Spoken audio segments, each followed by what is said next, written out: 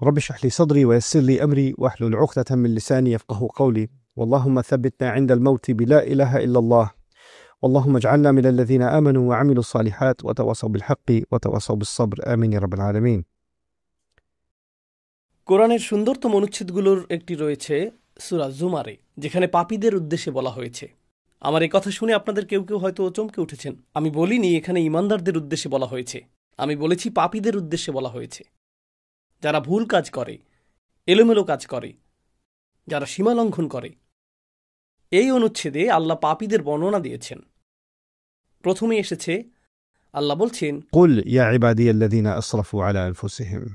তিনি তার রসুল সাল্লাল্লাহু আলাইহি সাল্লামকে বলেছেন, তিনি তাকে আদেশ করেছেন, বলুন আমার সেই বান্দাদেরকে যারা নিজেদের উপর অন্যায় করেছে। يا عبادي الذين أسرفوا على أنفسهم।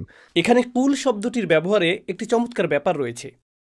আল্লাহ সরাসরি বলতে পারতেন, يا عبادي الذين أسرفوا على أنفسهم। হে আমার বান্দারা যারা সীমালঙ্ঘন করে অনেক দূরে চলে গেছো এবং ভুল কোনো কাজ করেছো, যার দ্বারা নিজের ক্ষতিই করেছো, তারা কেবল নিজেদেরই ক্ষতি করেছে। তিনি তাদের সাথে এভাবে কথা বলতে পারতেন, কিন্তু তিনি এই আয়াতটি শুরু করেছেন রসুল সাল্লাল্লাহু আলাইহি সাল্লামকে একটি আমর বা আদেশ দিয়ে। কুল يعني خاطبهم أنت يا نبي الله صلى الله عليه وسلم। কেন?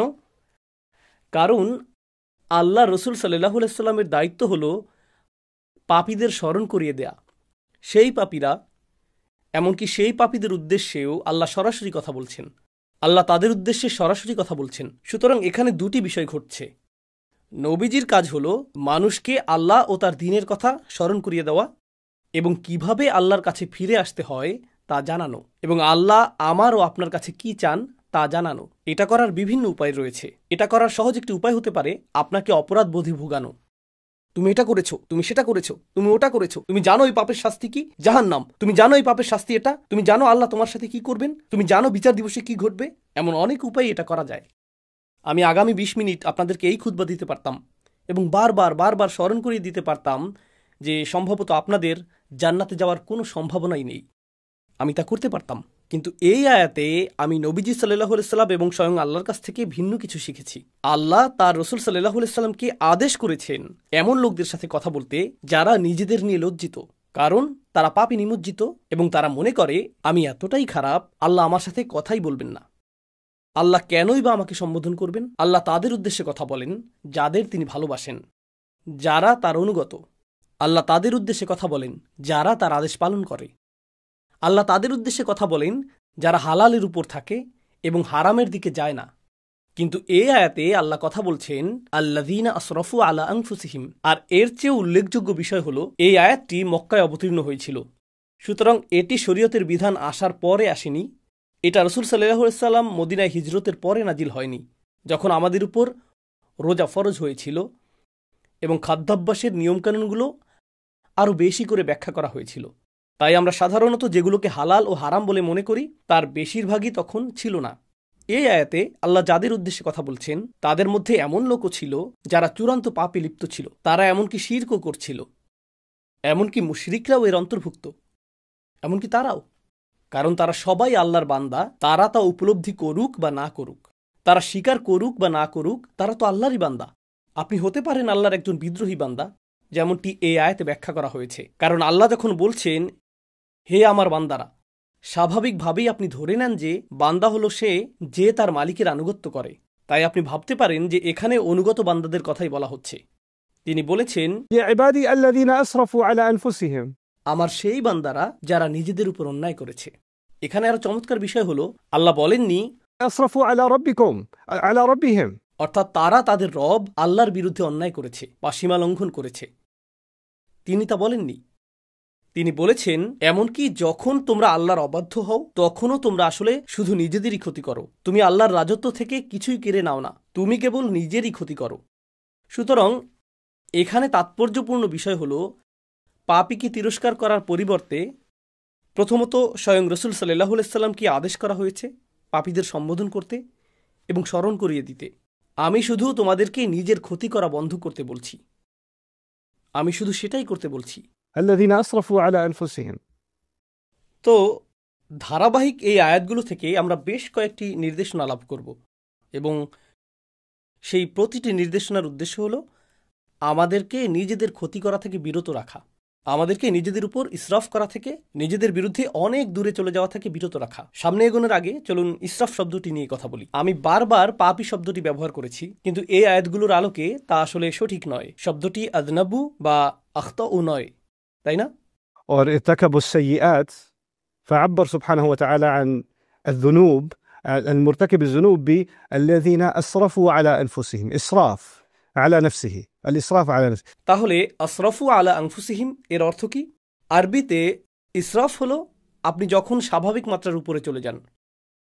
যেমন ধরুন, আপনি ইফতার করছেন আর আপনি যথেষ্ট ইফতার করতে পারেন যাতে ক্ষুধা নিবারণ হয়, কিন্তু আপনার ক্ষুধা না থাকা মানে এই না যে প্লেটে থাকা চিকেনের উপর আপনি আরও প্রতিশোধ নেবেন না। তাই আপনি আরও 6টি মুরগির রান নিলেন এবং বাকি ফ্রাইগুলোও নিলেন, অর্ধেক বোতল ক্যাচাপ নিলেন, কারণ আপনার কাজিনও ফ্রাইয়ের দিকে তাকিয়ে আছে এবং সেগুলো তার হাতে যাওয়ার আগেই আপনাকে নিতে হবে। এভাবেই আপনি মুখে খাবার পুড়তে থাকেন। আপনার ক্ষুধা 10 মিনিট আগেই শেষ, কিন্তু আপনি এখনও খাচ্ছেন। এটাই ইসরাফ। আপনি প্রয়োজনের চেয়ে বেশি খাচ্ছেন, এটাই ইসরাফ। ইসরাফ অর্থ অতিরিক্ত। ইসরাফ অর্থ প্রয়োজনের অতিরিক্ত, যথাযথ পরিমাণের চেয়ে বেশি, রাইট? আল্লাহ প্রকৃতিকে এমনভাবে তৈরি করেছেন, শুধু আধ্যাত্মিক বা ধর্মীয় অর্থে নয়, বরং ফিতরা বা স্বভাবগতভাবেও আল্লাহ এমন ব্যবস্থাপনা তৈরি করেছেন যেখানে ইসরাফ সবসময়ই আপনার ক্ষতি করবে। অতিরিক্ত পানি পানেও আপনি মারা যেতে পারেন। অতিরিক্ত পানি একটি ভালো জিনিস। অতিরিক্ত পানি পান করার ক্ষতিকর দিকও রয়েছে। আপনার শরীরে চিনির প্রয়োজন। অতিরিক্ত চিনি সমস্যা তৈরি করে। অতিরিক্ত পরিমাণে যে কোনো কিছুই সমস্যা সৃষ্টি করে। অতিরিক্ত ঘুমও সমস্যার কারণ। অতিরিক্ত ব্যায়ামও সমস্যার কারণ। আল্লাহ যা কিছু তৈরি করেছেন সব কিছুকেই একটি সীমার মধ্যে থাকতে হয়, আর আপনি যদি সেই সীমা অতিক্রম করেন তখন কার ক্ষতি করেন? নিজেরই ক্ষতি করেন। সব কিছুতেই, জীবনের প্রতিটি ক্ষেত্রেই আপনি এবং আমি ইসরাফে লিপ্ত হতে পারি। কিন্তু কি ঘটে? মানুষ হিসেবে মাঝে মাঝে আমরা কিছু বিষয়ে ভালো করি বা অন্যান্য জিনিসের চেয়ে কিছু জিনিস বেশি উপভোগ করি। তাই যখন আমরা অন্য কিছুর চেয়ে একটি জিনিস বেশি উপভোগ করি, সেটার উপর আমরা মনোযোগ দিতে থাকি। আর যখন আপনি একটি জিনিসের উপর খুব বেশি মনোযোগ দেন, স্পষ্টতই অন্য কিছুকে উপেক্ষা করেন, তাই না? সুতরাং আপনি একটি বিষয়ে ইসরাফ করেন এবং অন্য বিষয়ে তাফরিদ করেন, তাই না? إفراط একটি জিনিস, تفريط আরেকটি জিনিস। আপনি একদিকে খুব বেশি চলে যান, অন্য কিছু বাদ পড়ে। আমি আমার অফিস ভালোবাসি, তো আপনি অফিসে যান, আপনার 3টায় বের হওয়ার কথা, আপনি বলেন না, আমি আরও 30 মিনিট থাকবো, বন্ধুর সাথে আড্ডা দিব। 4টা, 5টা, 6টা, 7টা বেজে গেল, কারণ আপনি আপনার কাজ ভালোবাসেন। সেটা দারুণ। তবে এখন আপনার পরিবার ক্ষতিগ্রস্ত হচ্ছে। আপনি তাদেরকে কোনো সময় দিচ্ছেন না। আপনার বাবা মাকে ফোন করার সময় নেই। আপনার মসজিদে গিয়ে নামাজ পড়ার সময় নেই। আপনার আর কোরআন তেলাওয়াত করার সময় নেই, কারণ আপনি সমস্ত সময় ব্যবসাতে দিচ্ছেন, তাই না? অথবা কেউ বলল, আমি শুধু আমার সন্তানদের যত্ন নিতে চাই, তাই সে তার সমস্ত সময় সন্তানদের জন্য ব্যয় করছে। এখন যেহেতু তার সবটুকু সময় সন্তানদের সাথে কাটাচ্ছে, জীবনসঙ্গীর জন্য তার কোনো সময় নেই, বাবা মায়ের জন্য তার কোনো সময় নেই, ইবাদতের জন্য তার কোনো সময় নেই, তার সময় নেই। আপনি ইসরাফ করে ফেললেন। এমনকি ভালো কাজেও আপনি ইসরাফ করতে পারেন। এটা শুধু খারাপ কাজেই নয়, ভালো কাজেও প্রযোজ্য।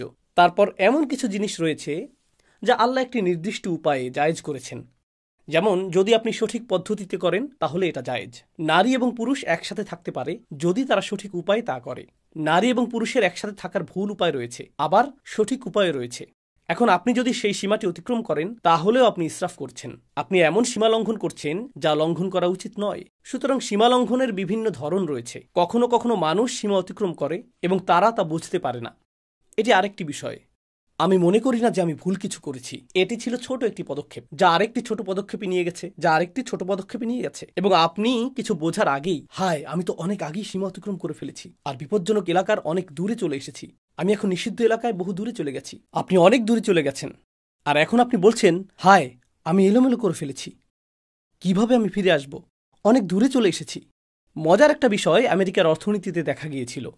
যখন কয়েক বছর আগে সাবপ্রাইম মর্টগেজ সংকট হয়েছিল, তখন বলা হচ্ছিল ব্যাংকগুলো এতটাই বড় যে তা ব্যর্থ হতে পারে না, অথবা গাড়ি কোম্পানিগুলো এতটাই বড় যে ব্যর্থ হতে পারে না। অর্থাৎ তাদের ব্যর্থতা এতটাই বড় যে নিরুপায় হয়ে তা মেনে নিতে হবে। এর থেকে ফিরে আসার আর কোনো উপায় নেই। তাই আসো এই ফুটো বালতিতে আরও টাকা ঢালি, তাই না?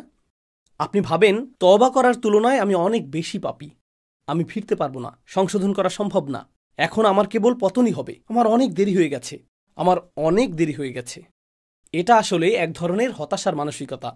তো আল্লাহ আমাকে এবং আপনাকে নিজেদের ক্ষতি করা থেকে রক্ষা করার জন্য প্রথম যে কথাটি বলেছেন, লা তাকনাতু মির রহমাতিল্লাহ, আল্লাহর পক্ষ থেকে আসা ভালোবাসা ও যত্ন থেকে আশাহত হয়েও না। আল্লাহ এখনও আপনাকে ভালোবাসেন, আল্লাহ এখনও আপনার প্রতি যত্নশীল।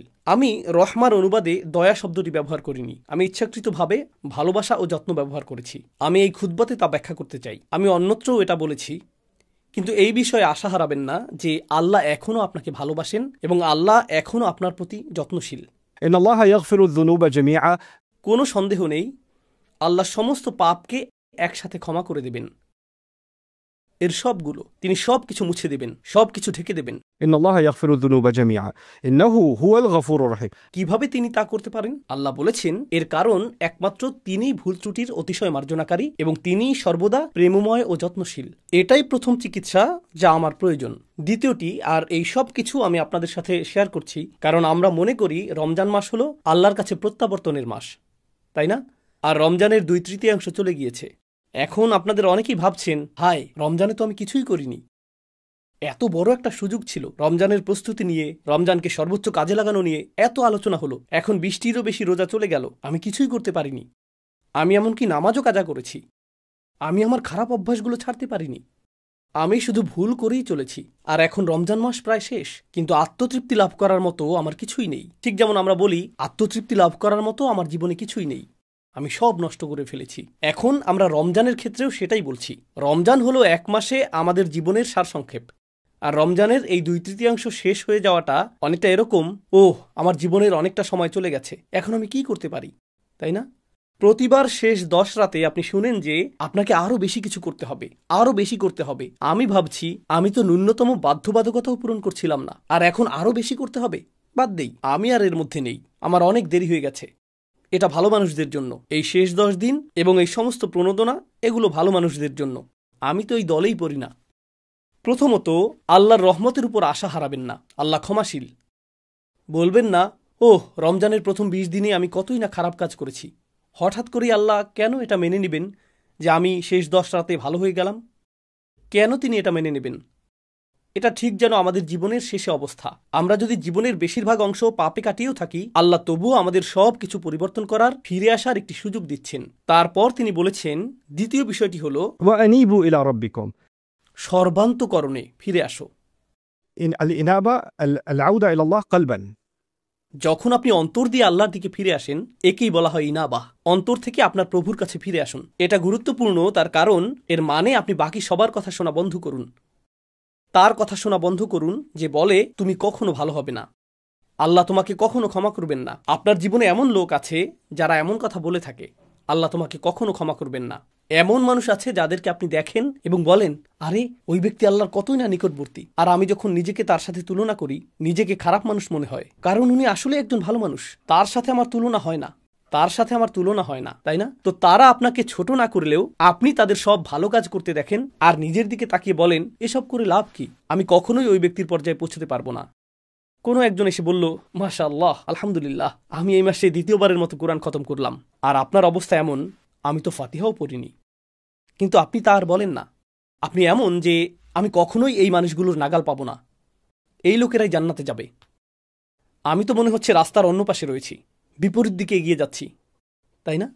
না, আল্লাহ বলছেন তোমার রবের কাছে ফিরে এসো, অন্য মানুষের দিকে তাকিও না। শুধু তুমি তোমার হৃদয়কে শুধু তোমার রবের দিকে ফিরাতে হবে, আর অন্য সবার প্রতি মনোযোগ দেওয়া বন্ধ করো। এটা কোনো প্রতিযোগিতা নয়, এটা কোনো প্রতিযোগিতা নয়। কয়জন 8 রাকাত পড়েছে, কয়জন 20 রাকাত পড়েছে, তুমি কয়টি কিয়ামুল লাইল আদায় করেছো, তুমি কয় রাকাত তাহাজ্জুদ পড়েছো, এটা কোনো প্রতিযোগিতা নয়।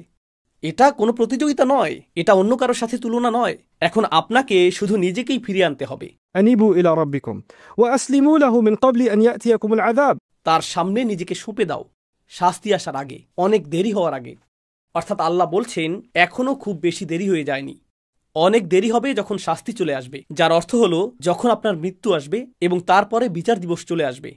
তা এখনো আসেনি, তাই আপনার জন্য এখনো দেরি হয়ে যায়নি। অন্যভাবে আল্লাহ একথা বলছেন যে তোমার কাছে সময় আছে। অন্যভাবে আল্লাহ একথা বলছেন যে তোমার আশা এখনো শেষ হয়নি। وأسلموا من قبل أن يأتيكم العذاب ثم لا تنصرون। তখন তোমাদেরকে আর সাহায্য করা হবে না, তখন আর সাহায্য করা হবে না। এটা কেবল হুমকি নয়, বরং উৎসাহও বটে। কারণ আল্লাহ যদি বলেন তখন তোমাকে সাহায্য করা হবে না, এর মানে এখন তোমাকে সাহায্য করা হবে। এখন তোমাকে সাহায্য করা হবে, তখনই কেবল তোমাকে সাহায্য করা হবে না।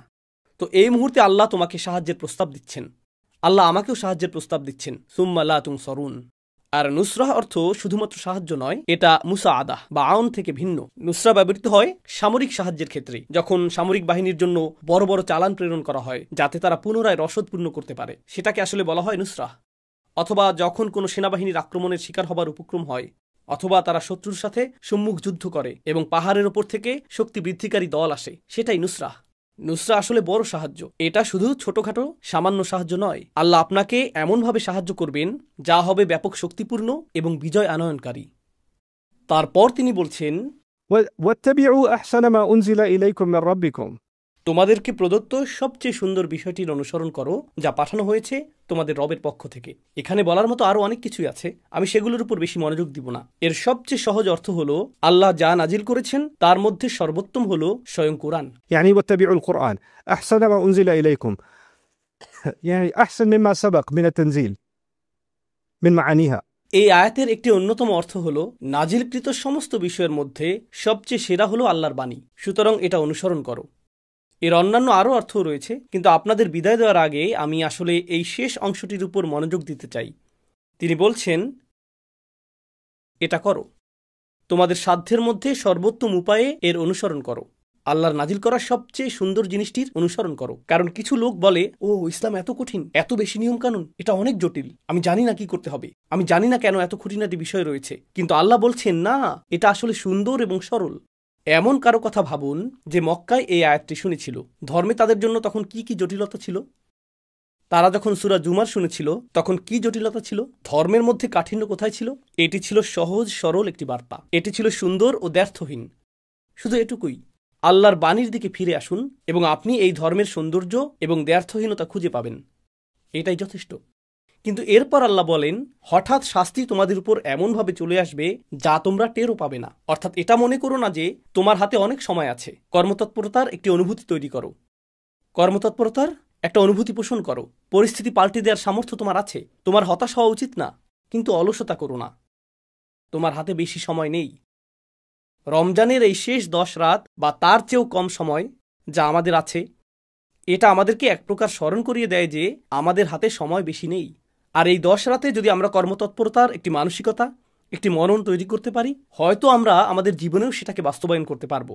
এই ধরনের মানসিকতা তৈরি করা যে আমার হাতে খুব বেশি সময় নেই, আমার হাতে যে সময় আছে আমাকে তার সর্বোত্তম ব্যবহার করতে হবে। বিদায় দেওয়ার আগে আমি আপনাদের সাথে যা শেয়ার করতে চাই তা হলো এমন কিছু লোকের বক্তব্য যারা নিজেদের সময়ের সদ্ব্যবহার করেনি। আর আল্লাহ বলেছেন, আমি চাই না তোমরা এদের অন্তর্ভুক্ত হও। কিন্তু যদি তোমরা এদের অন্তর্ভুক্ত হও, একসময় তারা এই কথা বলবে যখন অনেক দেরি হয়ে যাবে। أن تقول نفس يا حسرة على ما فرطت في جنب الله। অর্থাৎ এরকম মানুষ অবশেষে বলবে, ইয়া হাসরাতা, অদ্ভুত উক্তি করবে তারা, ইয়া হাসরাতা। يعني حسرت على ما فرطت في جنب الله। আপনি এভাবে বলতে পারেন, আমার আফসোস রয়েছে, আমার আক্ষেপ রয়েছে, আল্লাহর উদ্দেশ্যে আমি যা করিনি, আমার কমতি আছে, আমি যথেষ্ট করতে পারিনি। কথাটা এভাবে বলাটাই প্রত্যাশিত ছিল, কিন্তু আল্লাহ বলেছেন, يا حسرة كأنه يخاطب العاقل। আরবি ভাষায় এটাকে বলা হয় استعارة مكنية। সহজ ভাষায় এর অর্থ হলো সে বলবে, ও আমার আফসোস। বাংলাতে এটা বোধগম্য অর্থ প্রদান করে না, ও আমার আফসোস। আপনি যখন ডাকেন, আপনি কোনো বস্তুকে ডাকেন না। আফসোস হলো একটি বস্তু, একটি অনুভূতি। আপনি একজন মানুষকে ডাকেন, আপনি একজন মানুষকে ডাকেন। এই আয়াতে আপনি একটি অনুভূতিকে ডাকছেন। আর সেই অনুভূতিটা কি? আমার আফসোস, আমার আক্ষেপ। আল্লাহ বলছেন, তোমার ভেতরে যেন আরেকটি মানুষ বাস করে, যে তোমার ভেতরেই থাকে, যার সাথে তুমি সারাক্ষণ কথা বলো। আর তোমার ভেতরের সেই সত্তাটি যেন তোমারই আরেকটি অংশ, যে শুধু আক্ষেপই প্রকাশ করে। আমি এত ভুল করেছি, ওহ আমি এটা করেছি, ওহ আমি ওটা করিনি। অনুচ্ছেদটি শুরু হয়েছিল হতাশাগ্রস্ত মানুষের কথা দিয়ে, আর এখন কিয়ামতের দিন, ওহ আমি ভুল করেছি, আমি আরো অনেক কিছু করতে পারতাম। এমন মানুষ আছে যারা প্রতিদিন অতীত নিয়ে ভাবে, প্রতিদিন তারা হতাশাগ্রস্ত। আমি জানি না কেন আমার সাথে এটা ঘটলো বা সেটা ঘটলো। তারা আজ এই কথা বলছে, আগামীকাল এই কথা বলবে, তার পরের দিন, দিনের পর দিন তারা একই কথা বলবে। 10 বছর চলে যায়, তারা অতীতের কথাই বলতে থাকে। আর তারপর 10 বছর পরে পেছনে তাকিয়ে তারা বলে, আমি 10 বছর নষ্ট করেছি। এটাই তারা বলে। على ما فرطت في جنب الله يا حسرة على ما তারা তাদের আক্ষেপের সাথে কথা বলছে, তারা তাদের ভেতরের আক্ষেপের সাথে ক্রমাগত কথোপকথন চালাচ্ছে। তারা অন্য কারোর সাথে কথা বলতে চায় না। আপনি যদি আপনার আক্ষেপের সাথে কথা বলেন, আপনি আল্লাহর সাথে কথা বলতে পারবেন না। আপনাকে বেছে নিতে হবে আপনি কার সাথে কথোপকথন করতে চান। কথোপকথনের জন্য আল্লাহ আপনাকে বেছে নিতে চান, আর আপনি কথোপকথনের জন্য নিজের আক্ষেপকে বেছে নিচ্ছেন। থামুন, কারণ আপনি যদি নিজের মন না বদলান, একটা সময় আসবে যখন চিরকাল আপনাকে সেই কথোপকথনই চালিয়ে যেতে হবে। আল্লাহ আমাকে এবং আপনাকে এর থেকে হেফাজত করুন। না হলে আমাদেরকে চিরকাল শুধু আমাদের আক্ষেপের সাথে এভাবে কথা বলতে হবে। على ما فرطت في جنب الله কত বিষয় আমি কমতি করেছি। তাফরিদ অর্থ আমি আরও করতে পারতাম, কিন্তু আমি ন্যূনতমটুকু পূরণ করিনি, আমি যথেষ্ট করিনি।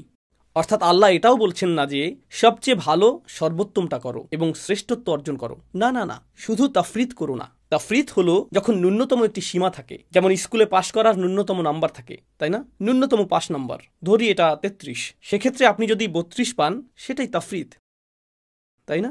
যদি তা অতিক্রম করেন, পরীক্ষায় পাশ করেন, আপনি নিরাপদ। আমি তো সহজেই পার হতে পারতাম, এটা কঠিন ছিল না, আমার কাছে তো খুব বেশি চাওয়া হয়নি। তাই সে বলবে, কেন আমি তা করলাম না? وإن كنت لمن الساخرين আর আমি আল্লাহর সাথে এমনটা করেছি, ফি জাম্বিল্লাহ। এটাও বিস্ময়কর বাক্যাংশ। আমি এমনটা করেছি যখন আল্লাহ আমার পাশেই ছিলেন। অর্থাৎ আল্লাহ আমাকে উৎসাহ দিতে পাশে ছিলেন, আল্লাহ আমাকে সাহায্য করতে পাশে ছিলেন। আল্লাহ কখনো আমাকে ছেড়ে দেননি, আমি আল্লাহকে ছেড়ে দিয়েছি। আমি ছেড়ে দিয়েছি, তিনি ছাড়েননি। তিনি সর্বদা আমার পাশে ছিলেন, ফি জাম্বিল্লাহ, ঠিক আমার পাশেই ছিলেন। জাম শব্দটি আসলে প্রতিবেশী বোঝাতে ব্যবহৃত হয়, والصاحب بالجنب في القرآن مثلا তাই না? আল্লাহ ঠিক আমার পাশেই ছিলেন, কিন্তু আমি গুরুত্ব দেইনি, আমি কোনো পদক্ষেপ নিইনি। সেই সীমারেখা অতিক্রম না করে নিরাপদে থাকতে যা কিছু দরকার ছিল আল্লাহ সব দিয়েছিলেন, আমি শুধু পদক্ষেপ নেইনি, তাই না? আর অবশেষে সে বলবে, ওয়াইন কুনতু লামিনা সাখিরিন, আর আমি তাদের অন্তর্ভুক্ত ছিলাম যারা তুচ্ছ করে, যারা উপহাস করে। আমি সব কিছুকে হাসি ঠাট্টায় পরিণত করেছিলাম, আমি কোনো কিছুকেই গুরুত্ব দেইনি। তো একদিকে রয়েছে হতাশা, আর আপনি নিজের আক্ষেপের সাথে কথা বলছেন। আবার অন্যদিকে যখন হতাশা না থাকে, আপনি এমন বিষয়ে হাসি ঠাট্টা করছেন যেগুলো নিয়ে হাসি ঠাট্টা করা উচিত না। যে বিষয়গুলো আপনার গুরুত্ব সহকারে নেওয়া উচিত তাতে গুরুত্ব দিচ্ছেন না, আপনি সেগুলোকে হেসে উড়িয়ে দিচ্ছেন, আপনি সেগুলোকে তুচ্ছ করছেন। সুখরিয়া শব্দটি আরবিতে যে ক্রিয়া থেকে এসেছে তা বশীভূত করা অর্থে ব্যবহৃত হয়। যখন আপনি কোনো পশুকে বশ করেন, সেটা تسخير الدابة তাই না? আল্লাহ বলেছেন পাহাড় এবং মেঘকে তাসখির করা হয়েছে এবং বাতাসকে তাসখির করা হয়েছে, অর্থাৎ সাখরা। তিনি রাত এবং দিনকে, মেঘ এবং বাতাসকে বশীভূত করেছেন।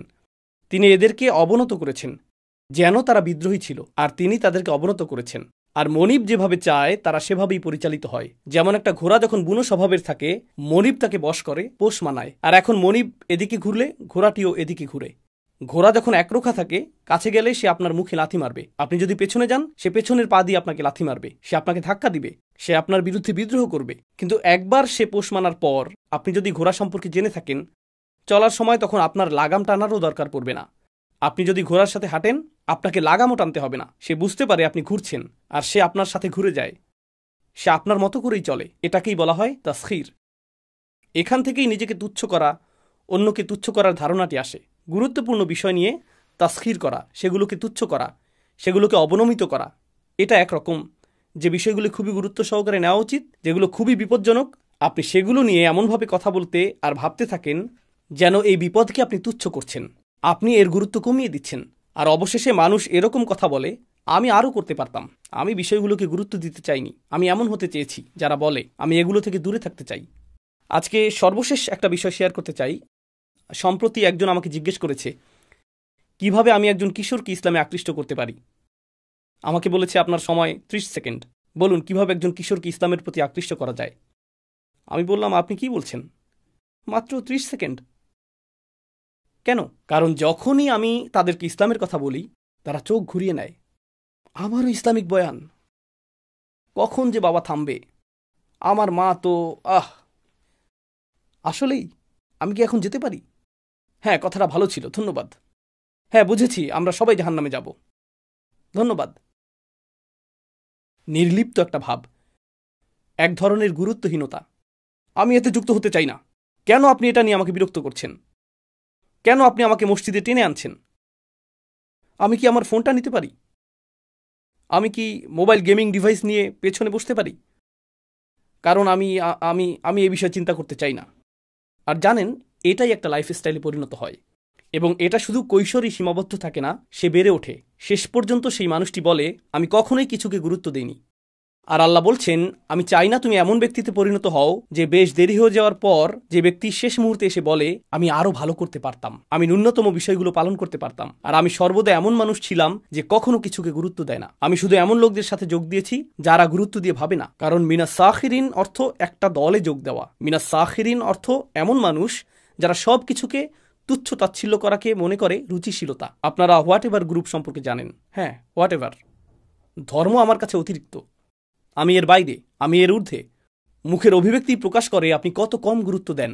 যে বক্তব্য দেওয়া হয়, অথবা আপনার বাবা মা বা ইমাম যে উপদেশ দেন, অথবা কোরআন যা বলে,